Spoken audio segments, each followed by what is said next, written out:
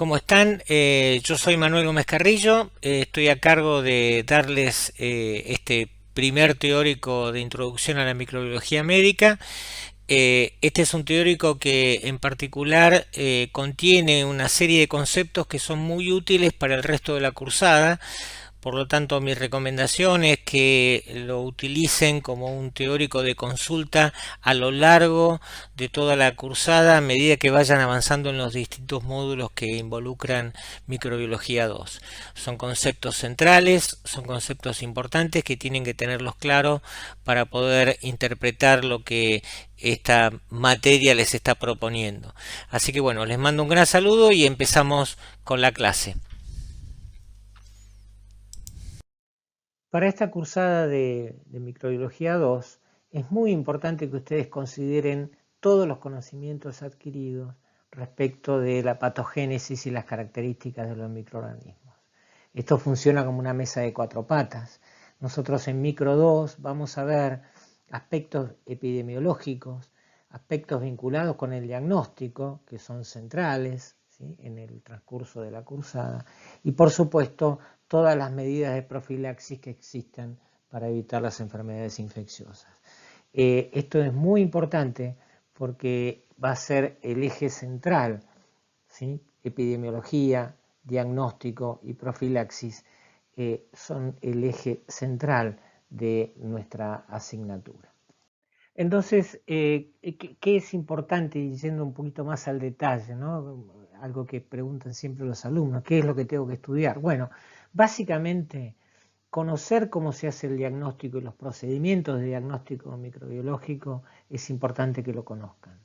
Especialmente cómo se solicitan, cuál es la muestra adecuada, cómo se toma, ¿sí?, en qué condiciones debe tomarse, cómo se debe transportar, y sobre todo lo que hace a las interpretaciones de un resultado. Como vamos a ver un poquito más adelante, las enfermedades infecciosas son como una película y por supuesto que una toma de muestra es una foto de esa película y la interpretación del resultado es importante que se haga correctamente, sobre todo para poder aplicar una terapéutica y medidas de control y de cuidado del paciente que sean adecuadas para lo que ustedes están solicitando. Lógicamente la epidemiología tiene mucho valor, la epidemiología sirve para orientarlos a ustedes ante un paciente, ¿sí?, las condiciones sociales, ambientales, condiciones de trabajo, viajes, etcétera, etcétera, etcétera, que ustedes los puede hacer sospechar que hay algún tipo de enfermedad infecciosa relacionada con el cuadro que están observando. Y lógicamente un hecho fundamental que tiene la medicina y algo que hay que establecer de manera importante tiene que ver con la profilaxis, ¿sí?, cómo evitar de alguna manera que una determinada enfermedad infecciosa se siga propagando. De acá vamos a hablar de profilaxis natural y artificial, lo que es la profilaxis activa y pasiva. En esto la intervención médica es muy importante porque de alguna manera también forma parte de uno de los ejes de la medicina, ¿sí? No solamente curar, sino evitar enfermedades infecciosas. Bien, entonces vamos a empezar a ver algunos conceptos que nos parece relevantes que conozcan previo al inicio de la cursada. Tal vez ustedes se preguntarán por qué es importante la microbiología, ¿sí? Bien, entonces en la práctica médica ustedes se van a tener que enfrentar a que en un tiempo limitado, ¿sí?, van a tener que resolver un problema o orientarse hacia un problema que un paciente les presenta. El paciente presenta síntomas, puede presentar signos y ustedes van a tener que decidir definitivamente cómo seguir el curso para llegar a arribar a un adecuado diagnóstico. nosotros los queremos preparar para eso, para las enfermedades infecciosas, para que empiecen a pensar desde el punto de vista epidemiológico, empiecen a pensar desde el punto de vista de los signos y síntomas y puedan arribar a un adecuado diagnóstico, sobre todo si es un diagnóstico de laboratorio. No en todos los casos, esto es algo que sí es importante que sepan, no en todos los casos se hace diagnóstico microbiológico. Se puede resolver con un tratamiento empírico, se puede resolver sin la intervención de un laboratorio. Pero es importante que puedan discernir qué es lo que le está pasando a una persona que asiste a una consulta con una posible, probable enfermedad infecciosa. Bien, entonces para empezar a trabajar con algunos conceptos que les queremos acercar desde este primer teórico, básicamente les voy a contar una breve historia, vamos a ir un poquito a la historia. En algunos siglos atrás existía una teoría que era la teoría miasmática de la enfermedad. La teoría miasmática le responsabilizaba al aire, a emanaciones de aire que eran consideradas impuras, que venían de suelos, pantanos, etcétera, y que las personas que cohabitaban en estos ambientes padecían las principales pestes, ¿sí? Enfermedades mortales que de alguna manera estaban produciendo una morbimortalidad importantísima, diezmaban a la humanidad en aquel entonces. Y todos ustedes conocen la malaria o el paludismo, ¿sí? Precisamente en aquel momento se hablaba de malaria, que es un término, es una contracción que viene del italiano, que quiere decir mal aire, ¿sí? Y lógicamente esta denominación tenía que ver con el origen de estas emanaciones fétidas que se daban en los pantanos. Desde ya ustedes hoy saben que la malaria o paludismo es provocada por un parásito y que hay un vector biológico y digamos cómo se pudo establecer esta relación básicamente tiene que ver con un poco de la historia de la microbiología. Y esta historia tiene su desarrollo principalmente en el siglo XIX, donde hubo muchos personajes importantísimos para el desarrollo del conocimiento de lo que hoy sabemos es la teoría infecciosa de la enfermedad. Acá están dos exponentes fundamentales, que es Robert Koch y Louis Pasteur, ambos y otros, unos cuantos más, pudieron sentar las bases de que un pequeño microorganismo que prácticamente invisible a los ojos desnudos de cualquier persona, podían ser los responsables de estas pestes y estas enfermedades que afectaban a la humanidad. Esto llevó mucho trabajo y de alguna manera se establece una serie de postulados que vamos a ver son los postulados de Koch. Bien, Koch precisamente establece en esta época, en este momento histórico, fines del siglo XIX, una demostración concreta de que un microorganismo puede ser la causa de una enfermedad. El primer postulado de Koch tiene que ver con que el patógeno debe estar presente en el hospedador enfermo. Bueno, lógicamente uno puede tener un patógeno sospechoso.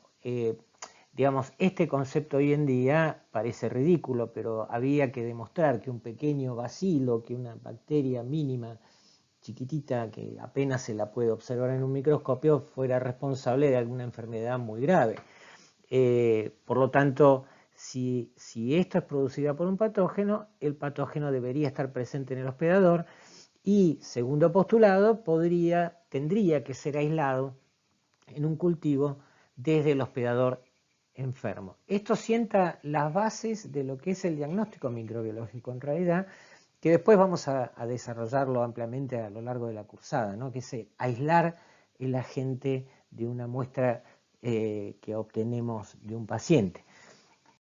El tercer postulado de Koch habla de que ese patógeno aislado debería causar enfermedad cuando es inoculado a un hospedador sano. Esto quiere decir que en un individuo sano, el cual nosotros le hemos inoculado este sospechoso agente etiológico, le produce o reproduce la enfermedad nuevamente en él.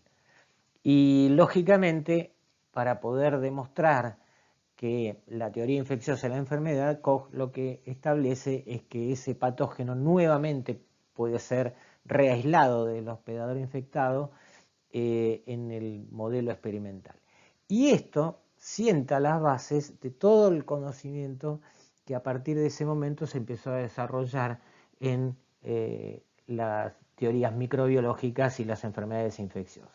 Ahora bien, existen excepciones a los postulados de Koch y los postulados de Koch son modificados a medida que va avanzando la tecnología. Durante el siglo XX, las enfermedades causadas por virus y algunas bacterias que no podían ser desarrolladas en medios artificiales se fueron incorporando a este conjunto de entidades causa-efecto, básicamente porque en la época de Koch, en el siglo XIX, no había posibilidades de su estudio o de cumplir con estos postulados. Entonces, con esto quiere decir que haya gentes que no cumplen los postulados de Koch no quiere decir hoy en día que sean causa-efecto, y esto está sustentado en investigación básica y en investigación clínica sólidamente establecido. Por lo tanto, hoy vamos a contar con un montón de herramientas y algunas situaciones que ustedes van a ver que son básicamente conceptos que nos interesa que ustedes conozcan. Por ejemplo, hay enfermedades que claramente exhiben signos y síntomas inequívocos, por ejemplo el caso del tétanos, en los cuales no se hace un aislamiento de la gente para demostrar que está padeciendo tétanos.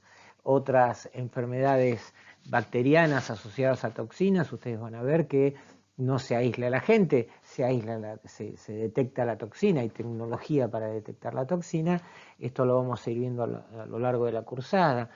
También van a ver, y esto es importante también que lo tengan presente, y es un poco la transversalidad que tiene Microbiología 2, es que hay entidades como las neumonías, las diarreas y las meningitis, por ejemplo, ¿sí?, entre otras, que son producidas por un espectro muy amplio de agentes.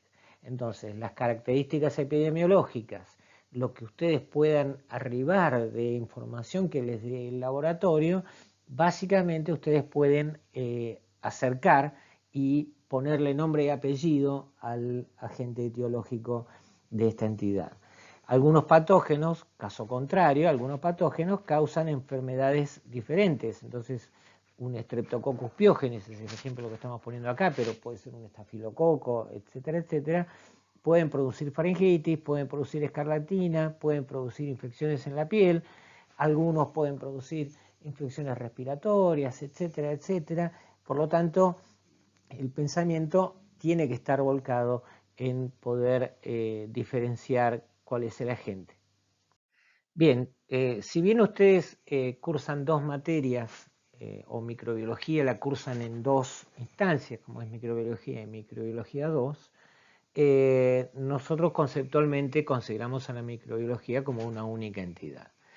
Y yo vuelvo al concepto de las cuatro patas de la mesa, donde lo que es fundamental conocer es la patogénesis, que es nuestro techo, ¿sí?, y arribar a nuestro piso, que es el diagnóstico microbiológico, porque es lo que en la práctica médica ustedes tienen que adquirir como destreza. Básicamente con los dos pilares de la epidemiología y de la profilaxis, que es fundamental para sostener, digamos, esta mesa de cuatro patas. Lo que ustedes van a trabajar a lo largo de este cuatrimestre y que pretendemos que puedan llegar a buen término en esto, tiene que ver con contestarse estas cuatro preguntas: ¿qué, dónde, cómo y cuándo? Todas ellas, y en base a lo que esta diapositiva les está mostrando, está arribando básicamente a nuestro piso, que es el diagnóstico microbiológico adecuado para poder intervenir médicamente, clínicamente, con terapéutica, con profilaxis, con lo que pueda ofrecer nuestro sistema de salud. Bien, entonces a modo de glosario vamos a establecer algunos términos que nos parece importante que empiecen a manejar. ¿Es lo mismo infección que colonización? Bueno, en realidad no es lo mismo. Esto lo vamos a ir abordando a lo largo de la cursada, ¿sí? Pero básicamente estos dos términos tienen que ver con el establecimiento de un microorganismo en el hospedador. Esto temporalmente puede ser transitorio, breve en el tiempo o tener un cierto tipo de persistencia. En el proceso de infección hay una interacción mucho más íntima entre el patógeno y el individuo, que es lo que lleva a que pueda producirse alguna causalidad de esta interacción que tiene que ver con una enfermedad determinada. Pero muchas infecciones son asintomáticas. Esto lo vamos a ir estableciendo pronto.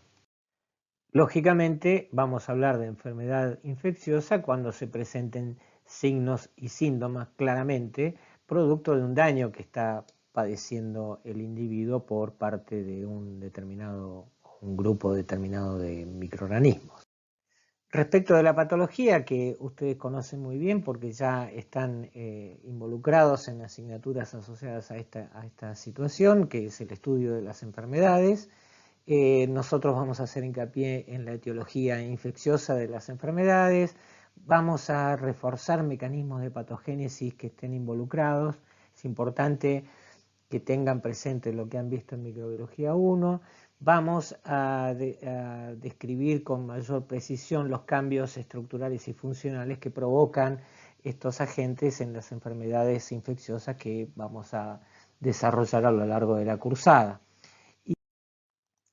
Y en lo que hace a los patógenos que vamos a analizar, básicamente vamos a diferenciar dos grandes grupos. Lo que llamamos patógenos primarios son aquellos agentes que pueden causar enfermedad en individuos que son susceptibles, pero no tienen una condición particular respecto de su respuesta inmune. Son personas que tienen una respuesta inmune normal, son inmunocompetentes. Vamos a diferenciarlos de los patógenos oportunistas que habitualmente no producen enfermedad en un individuo inmunocompetente, pero sí pueden afectar a individuos que tienen sus mecanismos de defensa inmunológica alterados o comprometidos por alguna situación de base. Bueno, entonces vamos a ver lo que es un proceso infeccioso. Esto resume una cantidad de eventos que pueden ocurrir y que no ocurren en todas las infecciones por igual, ¿sí? Pero sí resume un poco cuál es el proceso que se está desarrollando en un proceso infeccioso. Desde el momento en que ocurre una infección, se establece lo que se llama el periodo de incubación. Esto es muy variable. El periodo de incubación puede ser muy corto, como vamos a ver, es en el caso de la infección por el virus influenza, la gripe, donde en 24, 48 horas, a lo sumo 72 horas, ya hay manifestación clínica, donde empieza lo que se llama un periodo prodrómico, ¿sí? Se empieza a sentir mal, le empieza a doler, ¿sí? Algunas infecciones, este periodo de incubación puede ser mucho más largo en el tiempo y pueden ser días y en algunos casos semanas o incluso meses. Esto lógicamente depende de la gente que esté involucrado. ¿Algunos individuos pueden ir a la curación desde el periodo de incubación sin manifestación clínica? Sí. Estas son las denominadas infecciones asintomáticas, ¿sí? Se produce una infección, la respuesta inmune opera, no hay manifestación clínica aparente y el individuo se cura y no se enteró que estuvo infectado. Luego viene un periodo que se llama el prodrómico, que habitualmente son signos y síntomas que son muy, muy inespecíficos y que en realidad todavía no definen claramente cuál sería desde el punto de vista clínico la entidad que está afectándolo, hasta que ocurre lo que se denomina el periodo de estado. El periodo de estado ya demuestra claramente cuál es o cuál podría ser la entidad clínica asociada, porque ya empieza a tener las características clínicas de alguna enfermedad que nosotros ya conocemos. Durante todos estos periodos puede haber eventos de convalescencia, quiere decir de remisión y curación. Y luego el proceso puede ir hacia un periodo mucho más grave, en el cual hay un compromiso sistémico, hay un compromiso de órganos y tejidos que lo lleva a un periodo terminal. Lógicamente esto puede depender de la gravedad, pero en todos los casos puede tener distintas alternativas de curación. Hay enfermedades que no se pueden curar espontáneamente, hay infecciones y enfermedades que pueden remitir espontáneamente a lo largo del tiempo. Lógicamente estamos hablando de la historia natural, no estamos hablando de la intervención. Lógicamente vamos a intervenir, y la idea es que hagamos intervención en estas etapas para poder llevar al paciente a la curación. Algunas infecciones y algunas enfermedades que remiten y que curan pueden dejar lesiones que sean persistentes, lo cual nosotros podemos definir como secuelas de una determinada infección. Hay muchos ejemplos históricos, como sería el caso de la polio, que se puede curar, pero que deja una parálisis flácida de por vida para quien la padeció. Y vamos a ver en otras infecciones respiratorias, por ejemplo, donde las secuelas pueden ser daños que quedan permanentes producto de una infección que, aún habiendo sido curada, ha dejado su huella. Durante toda la infección puede haber periodos de transmisibilidad. Esto también es variable y lo vamos a ir viendo en cada caso en particular. Solamente quiero que ustedes se lleven este gráfico como el desarrollo, como una película, como les dije en algún momento, y donde en cada uno de estos momentos, en cada uno de estos eventos, se puede intervenir médicamente y se puede arribar a un diagnóstico. Entonces vamos a trabajar con algunos conceptos más, que es importante que ustedes los empiecen a considerar, porque de alguna manera es un poco lo que les queremos transmitir. En primer lugar, tiene que ver esto con la presentación del paciente. El paciente puede presentar síntomas, signos o presentar un síndrome. Los síntomas es todo aquello que el paciente le puede comunicar respecto de qué siente, ¿sí? Son los cambios subjetivos. Me duele la cabeza, me siento con dolor muscular, estoy fatigado, ¿sí? Es algo que ustedes no pueden evaluar con simplemente la observación del paciente. Yo no puedo saber si le duele o no la cabeza, él me lo tiene que decir. Después están los signos, que son cambios que ustedes sí pueden medir con maniobras, con la utilización de algún elemento en el cual ustedes pueden observar o ver o registrar que existen algunos signos claramente que los pueden orientar hacia alguna enfermedad en particular.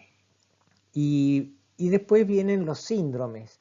Y vamos a ver algunos síndromes a lo largo de la cursada, que tienen que ver con un grupo de síntomas y signos que normalmente se asocian a algún tipo de entidad, ¿sí?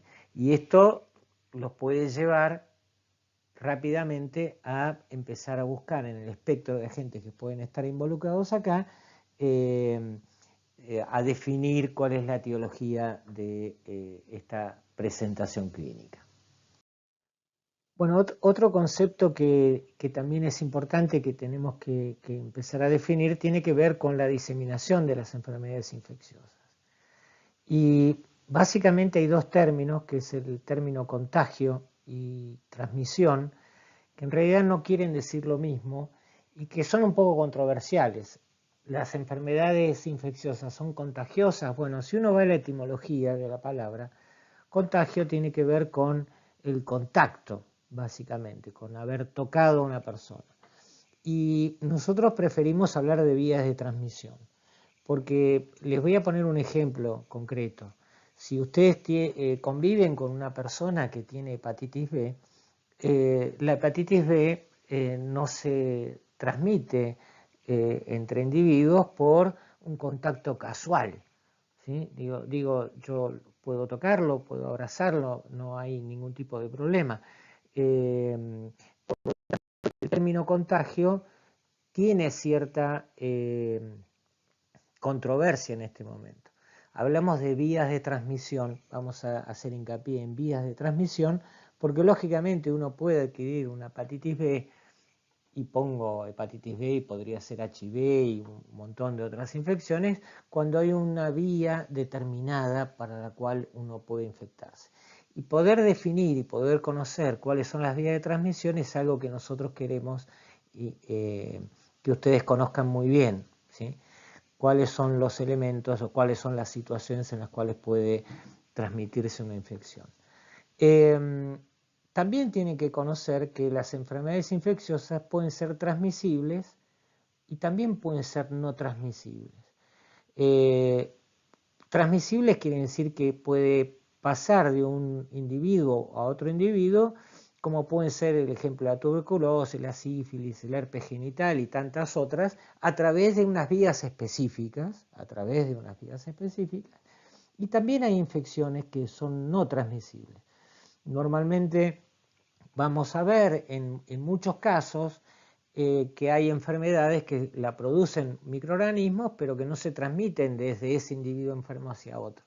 El caso del tétanos, el botulismo, algunas micosis de implantación traumática que van a ver que se adquieren por implantación desde el ambiente, pero que esa persona que padece esa enfermedad no se la va a transmitir a otro individuo.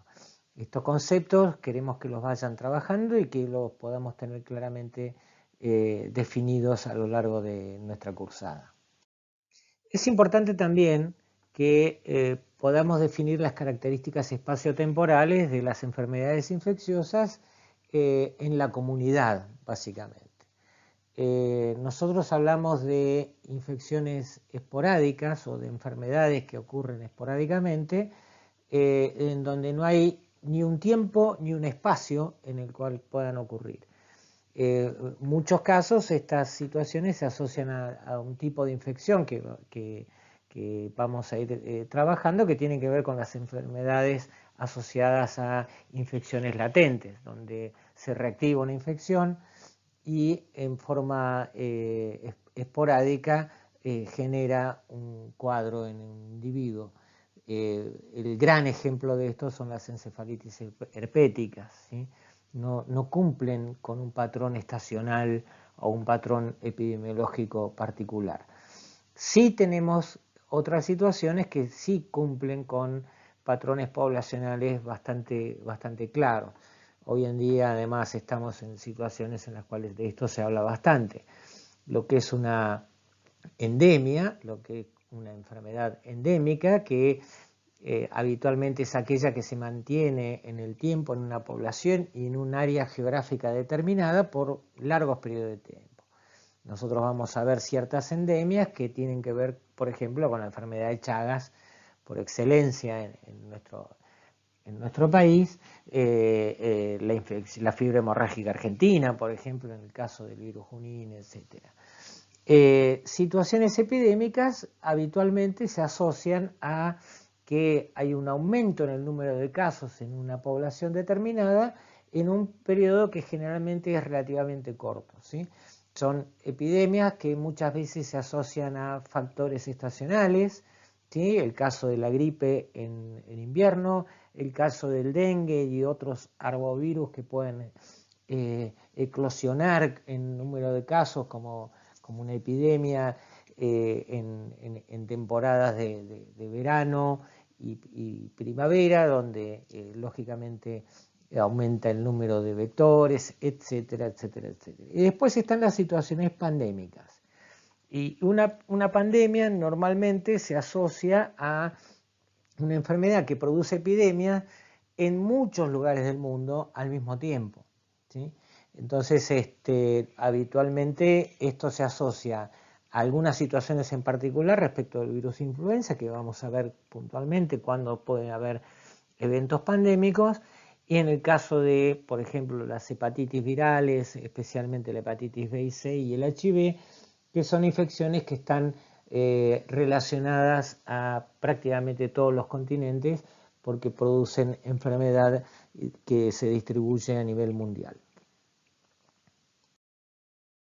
Y para esto, desde el punto de vista epidemiológico, existen dos parámetros que vamos a estudiar en uno de los primeros seminarios que tienen que ver con el estudio de lo que es la prevalencia y la incidencia de una infección. Normalmente nosotros vamos a definir como prevalencia es el número de casos que puede haber en una población determinada, es un corte en el cual nosotros decimos, en mi población hay tantas personas infectadas. 10% de la población que yo estudié tiene la infección por tal agente. Por lo tanto, estamos hablando de que hay una prevalencia del 10% en esta infección. El otro término es la incidencia, es cuando hay un incremento en ese número de casos. Nosotros decimos del 10% de prevalencia, estudiamos durante un año el número de casos nuevos que pueden haberse producido y hubo un 6% de incidencia, quiere decir que hay un 6% más de casos asociados a esta enfermedad en un periodo de tiempo definido y en una población definida. Y por último, un aspecto muy importante que tiene que ver con estas características espaciotemporales, que tiene que ver con la inmunidad que tiene una población determinada. Ya sea naturalmente, porque ha habido una alta prevalencia de una determinada infección en la población y han quedado naturalmente inmunizados, pero sobre todo este concepto lo asociamos a la vacunación, que sabemos que la vacunación previene la diseminación de una enfermedad. Es lo que denominamos un efecto rebaño. No es solamente un aspecto individual, no es la persona protegida, sino la población protegida. Y con este esquema lo podemos explicar un poquito mejor. Ustedes tienen acá individuos en azul, que son individuos que no están vacunados, pero están sanos. Los individuos rojos son individuos que no están vacunados, pero que se enferman. En el caso de que en una población haya algunos casos, esta población evidentemente no tiene vacunados, que son los individuos de amarillo.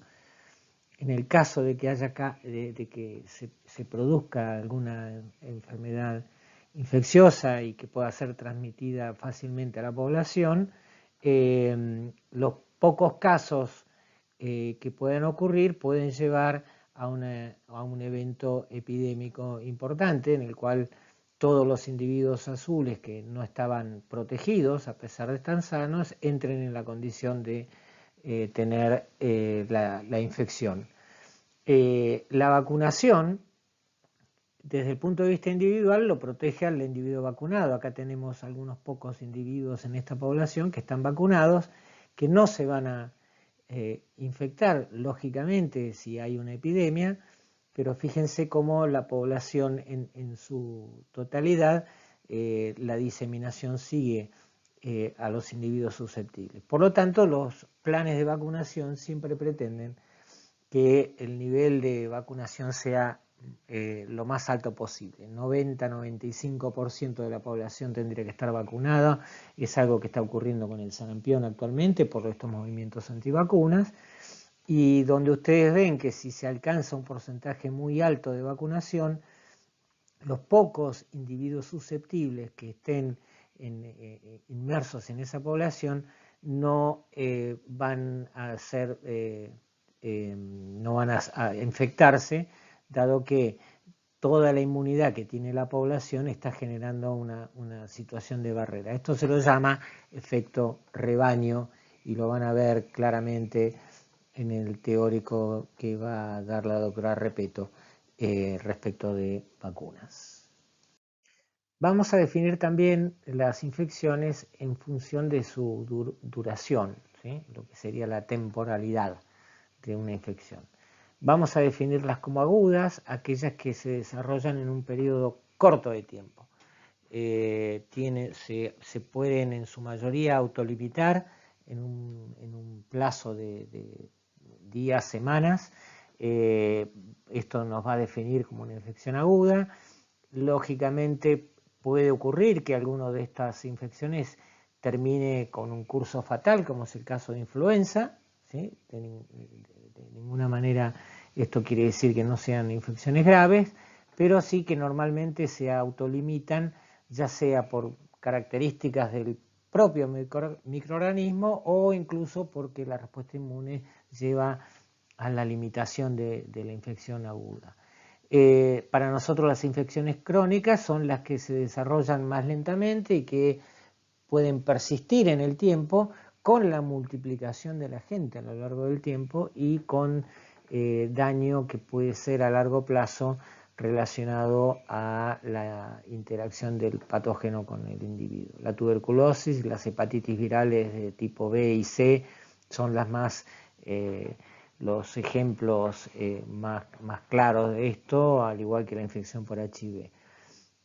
Y luego hay infecciones que nosotros vamos a denominar como subagudas, que tienen que ver con especialmente algunas entidades que afectan el sistema nervioso central y que de alguna manera son infecciones lentas, de evolución muy lenta y que terminan en un proceso a mediano plazo de algunos meses o años en alguna enfermedad característica.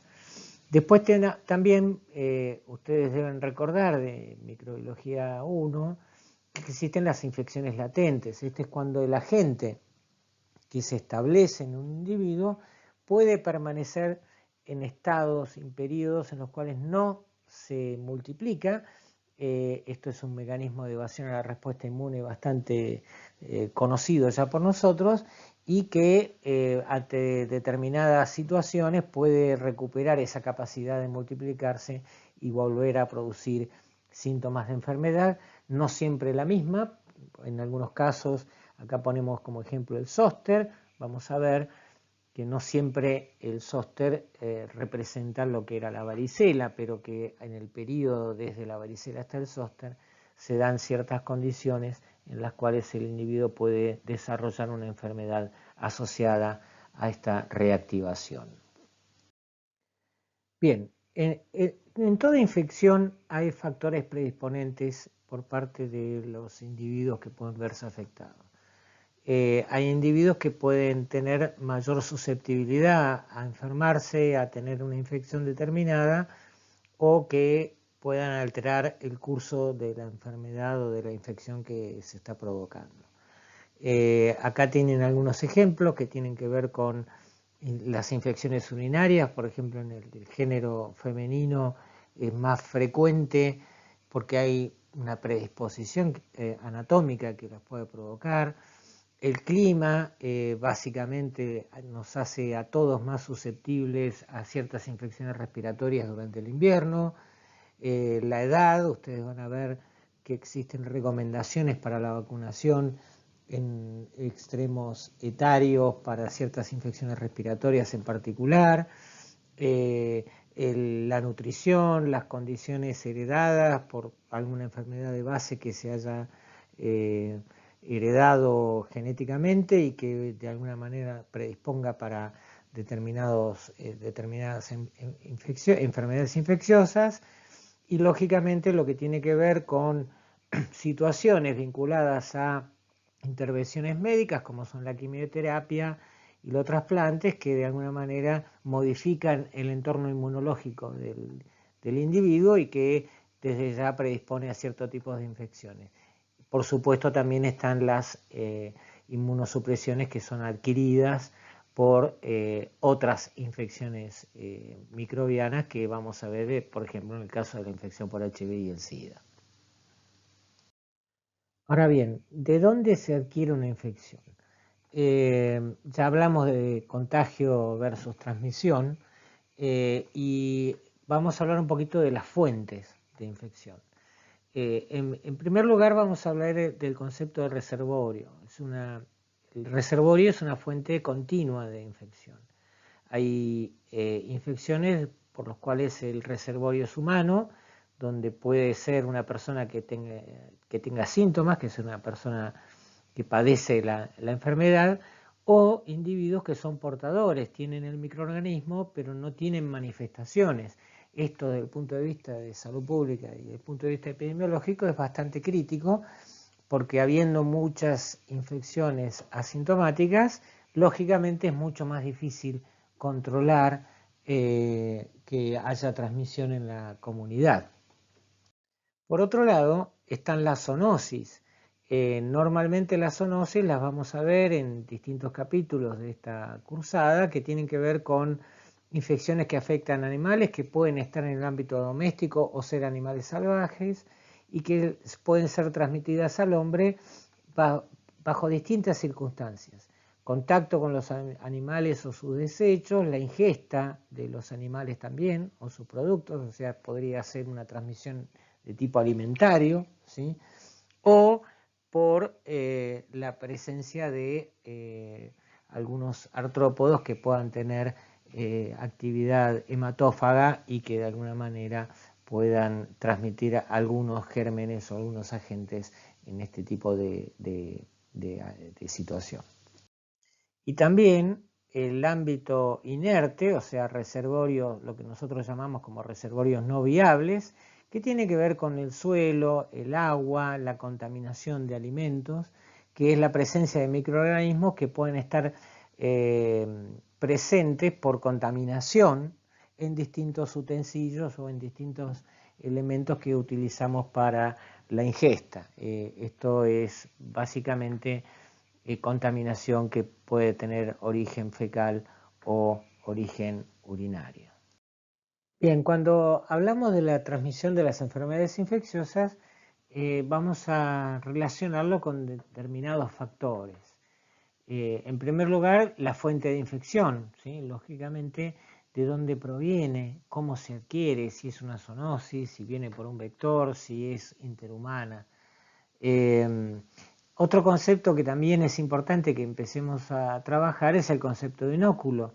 ¿Cuántos gérmenes es necesario que estén presentes como infectantes en un determinado fluido, en un determinado espacio? Esto puede ser ambiental, etcétera. La cantidad de microorganismos que es necesario para transmitirle, para que se establezca la infección en una persona. Vamos a ver que esto es variable. Puede haber agentes que tengan un inóculo muy bajo y que esto sea suficiente, o sea, un bajo número de microorganismos suficientes para establecer la infección, o algunos otros que requieren un poco más. Los microorganismos también tienen resistencia al medio ambiente. Por lo tanto, hay algunos que pueden persistir mucho más en el medio sin perder su capacidad infectante. Entonces es importante que conozcamos cuáles son aquellos que pueden establecerse en el medio ambiente como dentro de materia inerte y que puedan llegar a tener la capacidad de, aún después de mucho tiempo, poder infectar. Y lógicamente la frecuencia de contactos entre individuos infectados e individuos susceptibles es un concepto que tiene mucho que ver con lo que ya hablamos respecto de la inmunización con vacunas, etcétera, y que de alguna manera puede cambiar el curso poblacional en una situación de epidemia, por ejemplo. Entonces, el contacto con los agentes infecciosos se puede dar de varias maneras. Vamos a diferenciar tres en particular. El contacto directo tiene que ver con el contacto físico entre una fuente de un individuo infectado con un hospedador susceptible. Esto es lo más frecuente en las enfermedades infecciosas. Sin embargo, hay contactos indirectos que tienen que ver con la transmisión a través de fomites, de objetos inanimados, por contaminación de aguas, de alimentos, de superficies, a través de fluidos tanto de animales como de seres humanos que pueden estar contaminando nuestro ambiente y que de esa manera se adquiera la infección. Esto tiene mucha importancia en algunas situaciones en particular, como vamos a ver cuando empecemos a estudiar las infecciones intrahospitalarias, etcétera, donde no hay un contacto directo con un individuo infectado, sino que a través de determinados elementos que se utilizan en el ámbito hospitalario o en el ámbito del cuidado de la salud, puede llegar a transmitir enfermedades infecciosas. Y un punto que también es importante que lo analicemos y que lo veamos por su relevancia epidemiológica, tiene que ver con los vectores. Nosotros vamos a definir dos tipos de vectores artrópodos. Los vectores que son mecánicos, que son aquellos que llevan el patógeno en su cuerpo, en las patas, y contaminan distintos elementos o alimentos que nosotros tenemos en nuestro ambiente natural. Es una aportación mecánica y es una contaminación mecánica de nuestro entorno, pero cobran una relevancia epidemiológica muy importante aquellos que son vectores biológicos, que son artrópodos principalmente, que se infectan con el agente etiológico. El agente etiológico desarrolla su ciclo dentro de este individuo, se multiplica en el mismo y el mismo forma parte de un mecanismo de transmisión en el cual tenemos varios ejemplos para desarrollar a lo largo de la cursada que tienen que ver con el Chagas, la malaria, el dengue, el chikungunya, el Zika y todos los arbovirus que vamos a desarrollar a lo largo de esta cursada. Entramos en un capítulo que nos parece que es central también para la asignatura, que es el concepto de profilaxis. Este es un concepto que en la medicina tiene un contexto muy amplio y no es solamente exclusivo de las enfermedades infecciosas, ¿sí? La profilaxis es prevención, es prevenir complicaciones en distintos tipos de enfermedades para poder llegar a mantener la salud de las personas. Este es el contexto amplio y abarcativo que tiene esto. Son todo tipo de intervención médica que permita de alguna manera resolver o evitar complicaciones o enfermedades que puedan producirse en una persona. Sean estas enfermedades metabólicas, sea esto, por ejemplo, enfermedades cardíacas, qué prevención se hace de un infarto de miocardio, ¿sí? Por ejemplo. A nosotros nos interesa en particular que hablemos de las enfermedades infecciosas y todo lo que involucra a la microbiología 2 en este contexto. Básicamente el primer concepto que queremos que ustedes tengan es que la profilaxis, en el sentido amplio para las enfermedades infecciosas, son medidas que tienden a prevenir las infecciones y o también las enfermedades provocadas por los agentes microbianos. Vamos a ver que esto tiene un rol muy importante en términos de salud pública y no solamente a nivel individual, y vamos a desmenuzar un poquito este tipo de conceptos. Yendo de lo más general a lo más particular, en primer lugar, todas aquellas medidas que tengan un control sobre el ambiente donde viven las personas, ¿sí? Acá hay algunos ejemplos que tienen que ver, por ejemplo, con el control de vectores, ¿sí? Dengue y otros arbovirus, el Chagas, etcétera, el descacharramiento, las recomendaciones que a nivel salud pública se le hacen a la población para evitar los criaderos de mosquitos y las medidas tendientes a eliminar vectores en el caso de la enfermedad de Chagas, en viviendas precarias que tienen una estructura que favorece el desarrollo de estos vectores. El control de roedores, ¿sí? Básicamente, como grandes ejemplos, son las infecciones por hantavirus, la leptospirosis, ¿sí? Que en ciertas circunstancias generan brotes bastante importantes que afectan a la salud humana, y lo que hace al saneamiento ambiental, ¿sí? Especialmente en aquellas viviendas que carecen de agua potable, carecen de cloacas y en las cuales de alguna manera hay que hacer un tipo de control sanitario para evitar infecciones gastrointestinales, por ejemplo, y otras vinculadas a este tipo de necesidades básicas que están insatisfechas en la población. Estas medidas ambientales tienen un componente de salud pública fundamental desde ya. También hay medidas de tipo individual que la población tiene que conocer en el quehacer cotidiano, ¿sí? Que tiene que ver muchas de ellas con lo que son las enfermedades transmitidas por alimentos, ¿sí?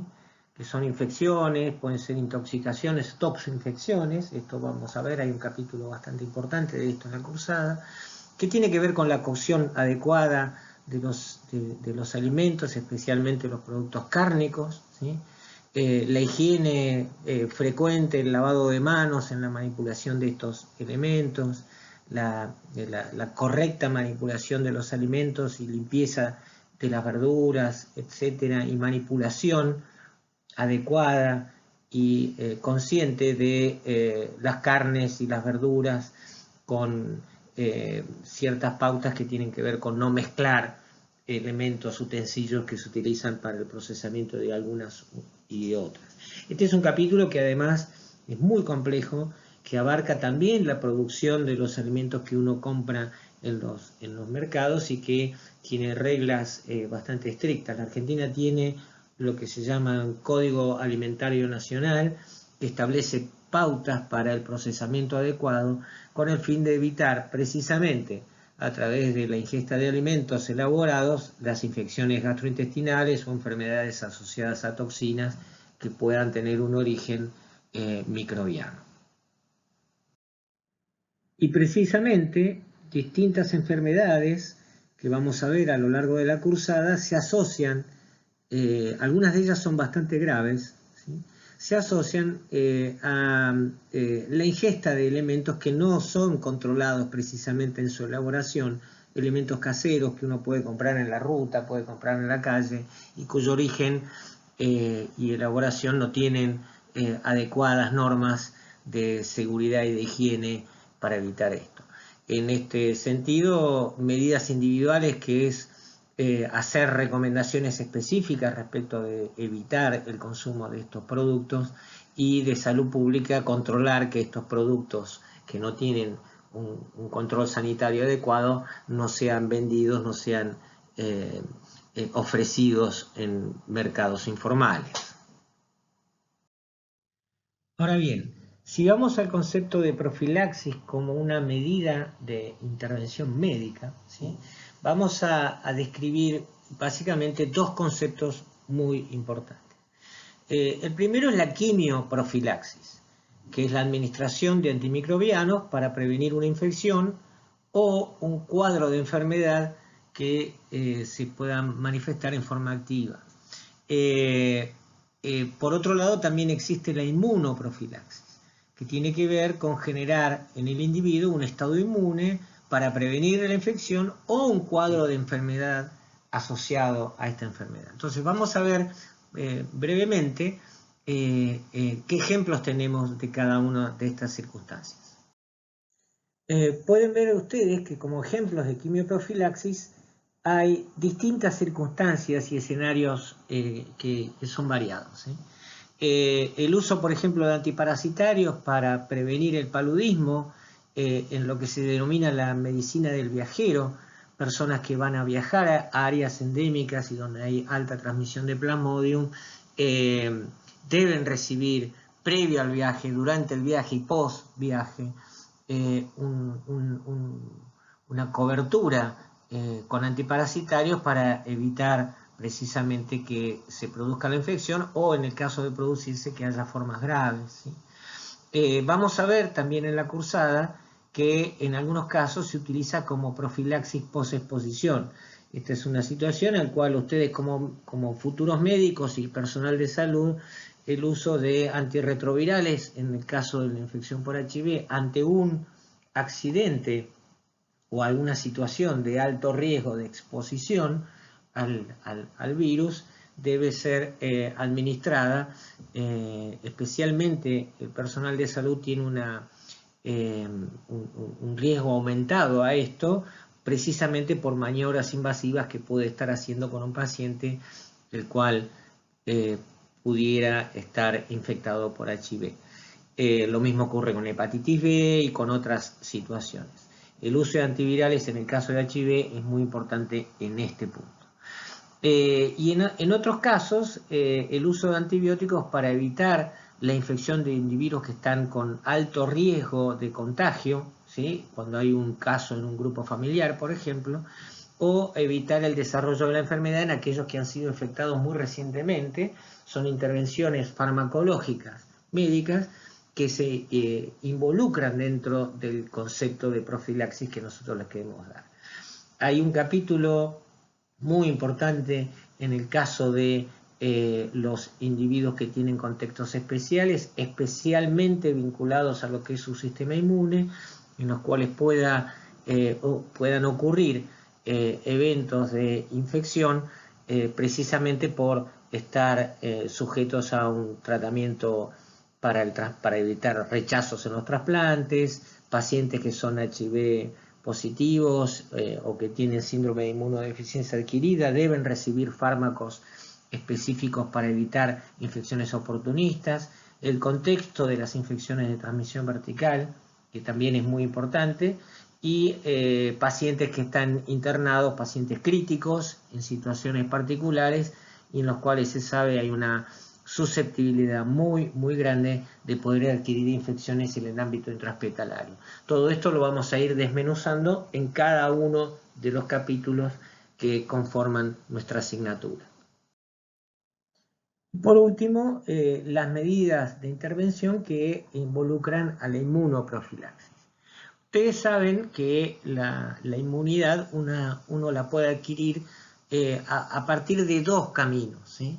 Lo que es la inmunidad activa, que tiene que ver con el desencadenamiento de una respuesta inmune específica de larga duración, que tiene que ver con la memoria inmunológica, etcétera, y que de alguna manera tiene que ver con los mecanismos que se desencadenan ante la presencia de un antígeno desconocido para el individuo y que establecen un estado inmunológico que podrá o no ser protector. Eso después lo podemos discutir.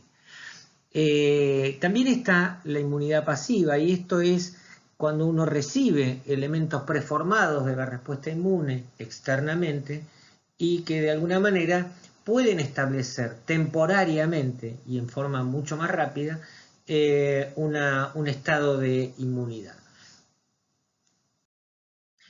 Entonces, repasando estos conceptos de inmunidad activa y pasiva, vamos a empezar a trabajar con algunos de ellos. Tanto la inmunidad activa como la pasiva puede ser natural o puede ser artificial, ¿sí? La inmunidad natural, en el caso de ser activa, es aquella que nos confiere haber tenido una infección y que de alguna manera, si esa infección se ha resuelto, se genera un estado inmune de larga duración que de alguna manera nos protege para una nueva infección. Esto no ocurre con todas las infecciones, esto es importante tenerlo presente, ¿sí? Pero muchas infecciones que uno adquiere en la infancia o cuando es joven generan una inmunidad de larga duración que, de los cuales tenemos algunos ejemplos, como es el caso del sarampión, rubiola, la hepatitis A, donde prácticamente naturalmente adquirimos un estado inmune por haber estado en contacto con el agente. También hay inmunidad natural de tipo pasivo. Esto es lo que normalmente le transfiere la madre al feto en el caso de una transferencia transplacentaria de anticuerpos, ¿sí?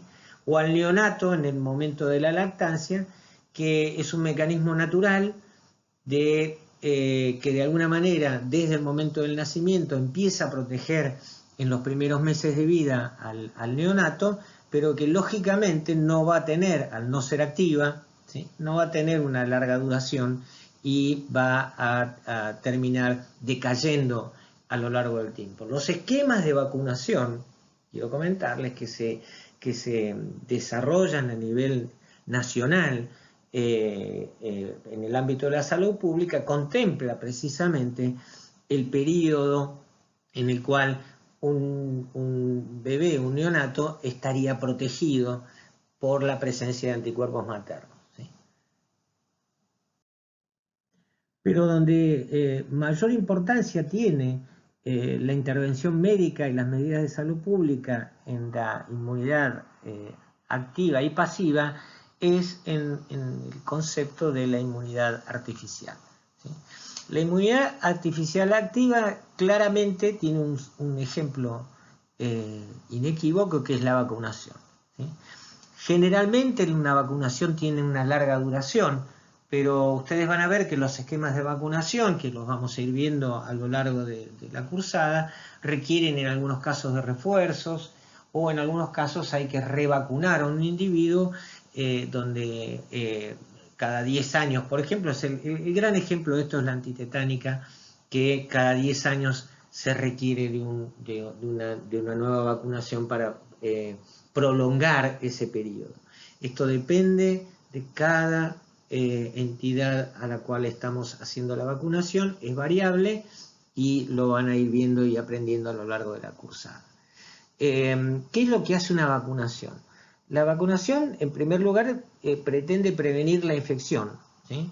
Y cuando uno da, por ejemplo, la triple viral, sarampión, parotiditis, rubiola, lo que se pretende es que ninguno de los vacunados vaya a tener la infección de por vida. Muchos de estos ejemplos han sido muy exitosos, como es el caso del sarampión, como es el caso de rubiola y parotiditis, aunque si se baja el porcentaje de individuos vacunados, como hemos visto en algunas diapositivas anteriores, el efecto rebaño, ¿sí?, etcétera, bueno, esto puede generar baches en la población de individuos no inmunizados y podría reemerger alguna de estas infecciones. Por lo tanto, el tema de vacunación es un tema central que nosotros queremos insistir y que queremos que lo tengan bien claro. También una vacunación puede evitar formas graves. No todas las vacunas protegen para la infección, pero sí pueden evitar formas graves, especialmente en individuos más susceptibles. Un gran ejemplo de esto es la BCG, la vacuna contra la tuberculosis, ¿sí? Una persona vacunada con la BCG puede tener tuberculosis, pero si está vacunada con BCG en el momento del nacimiento, en las primeras horas de nacido, se puede evitar una infección que puede tener consecuencias muy graves, como es el caso de una tuberculosis diseminada y afección a nivel del sistema nervioso central. O sea que esta es una vacuna que no evita las infecciones, pero sí evita las formas más graves y prepara al individuo a las formas más graves. Y también hay vacunas que no actúan sobre el agente en sí mismo, sino que lo que hacen es neutralizar toxinas que puedan estar a nivel sistémico a partir de un foco de infección localizada. El tétano, por ejemplo, ¿sí? La vacuna antitetánica es un toxoide, ¿sí?, que de alguna manera se administra para precisamente neutralizar la circulación de la toxina en un individuo que a través de una lesión ha sufrido una infección localizada por el Clostridium tetani. Y también la inmunidad pasiva, en este caso artificial, tiene un rol muy importante en el contexto de la intervención médica. Básicamente, al igual que ocurre en el caso de la inmunidad natural, la protección que confiere la inmunidad pasiva es de corta duración, pero tiene generalmente un mecanismo de acción que es bastante rápido, porque una vez que se administra no hace falta que se desencadene el mecanismo inmunológico para poder llegar a la respuesta adaptativa, sino que en realidad empieza a actuar en muy poco tiempo. Desventaja es la corta duración, pero se utiliza especialmente para evitar infecciones en el caso de la profilaxis pre y posexposición, ¿sí? Vamos a ver ejemplos a lo largo de la cursada, y también puede utilizarse como una terapéutica para evitar en casos de infección que se produzcan casos graves de enfermedad. Y les voy a mostrar 4 ejemplos. Acá tienen el plasma de convaleciente, algo que se habla mucho hoy en día desde que está la pandemia del SARS-CoV-2, en el caso de un tratamiento para evitar la enfermedad por SARS-CoV-2, que es el COVID-19, viene tradicionalmente de un desarrollo que se realizó en la Argentina, que se utilizó como tratamiento de la fiebre hemorrágica argentina y que fue muy exitoso en los momentos en los cuales se comenzaba y no había una vacuna, ¿sí? Y comenzaban los brotes de esta enfermedad asociada al virus Junín. El plasma de convalecientes se obtiene de donantes que se han recuperado, que ya han padecido la enfermedad, que tienen un título de anticuerpos que sea importante y que los mismos se pueden administrar a un individuo infectado como tratamiento, principalmente para evitar las formas graves, ¿sí? Este es un caso de lo que se denomina una plasmaféresis, en el cual se saca plasma de esa persona y se le va a administrar como si fuera una transfusión a el individuo que está infectado para neutralizar el agente que pueda estar asociado a su padecimiento. El otro concepto es el concepto de la gamma globulina hiperinmune. En este caso son inmunoglobulinas que son específicas, que están dirigidas contra determinados antígenos del agente en cuestión y que son purificadas y concentradas en un preparado en particular. Esto se aplica como profilaxis en distintas situaciones. Acá tienen el caso del virus de hepatitis B, se utiliza en la rabia, se utiliza en la intervención en un caso potencial de tétanos, para algunas infecciones como es el caso producidas por el virus varicela zoster, etc. Hay distintos formatos y distintas situaciones en las cuales estos componentes de gamma globulina hiperinmune se puede utilizar en pacientes. También van a ver que existe lo que se denomina la gamma globulina estándar. Estos son pools de anticuerpos que se obtienen de personas que han sido inmunizadas, por ejemplo, por la vacunación, o que han tenido infecciones que son muy prevalentes en la comunidad y que de alguna manera estos anticuerpos concentrados en su totalidad pueden proteger frente a una amplia gama de microorganismos en situaciones terapéuticas particulares o con indicaciones médicas particulares. Estos anticuerpos no son específicos contra un agente, sino que están básicamente concentrando anticuerpos contra lo que la población tiene mayor inmunidad y se puede utilizar como profilaxis en los casos, por ejemplo, de hepatitis A, si hay un grupo familiar en el cual hay 1 o 2 casos de hepatitis A, esto podría, digamos, utilizarse como profilaxis preexposición o posexposición o con indicaciones muy especiales en casos de pacientes que requieren, digamos, de alguna manera, de alguna cobertura por ciertos agentes. Por otro lado, y para terminar, los anticuerpos monoclonales, que ustedes saben se desarrollan bajo una tecnología que descubriera Cecil Milstein en su momento, que se hacen en animales y que de alguna manera son anticuerpos muy específicos que están humanizados y que de alguna manera presentan una alta especificidad y capacidad de neutralización de determinantes antigénicos específicos. Uno de los grandes ejemplos, y que ustedes lo van a ver a lo largo de la cursada, tiene que ver con las infecciones por el virus sincicial respiratorio, del cual hoy en día no hay todavía una vacuna, pero sí hay una forma terapéutica de neutralizar al virus en casos graves de bronquiolitis, capítulo de infecciones respiratorias que vamos a recorrer a lo largo de la cursada.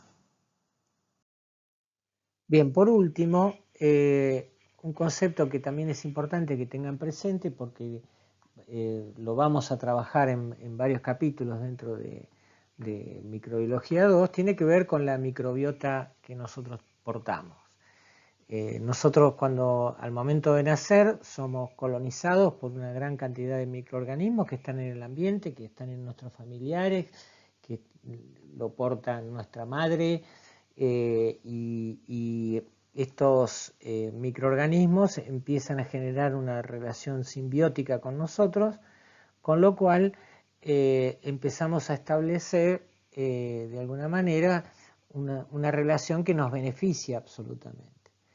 La microbiota intestinal nos produce enzimas que contribuyen a la digestión, sintetizan vitaminas, etcétera, etcétera.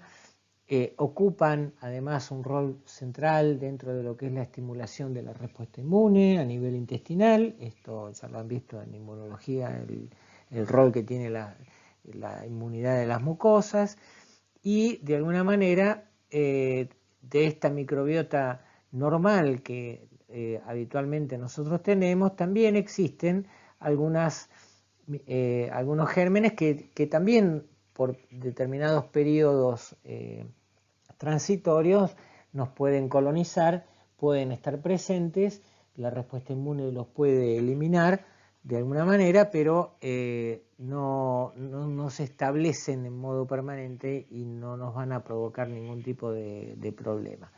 Salvo algunas situaciones particulares, que es lo que vamos a ver y es lo que yo ya les definí como lo que significa un germen oportunista. Si se rompen las barreras inmunológicas, ya sea mecánicas o ya sea funcionales, lo que sería una inmunodeficiencia, entonces estos agentes podrían llegar a generar algún tipo de daño porque pierden esa contención que el sistema inmune nos brinda.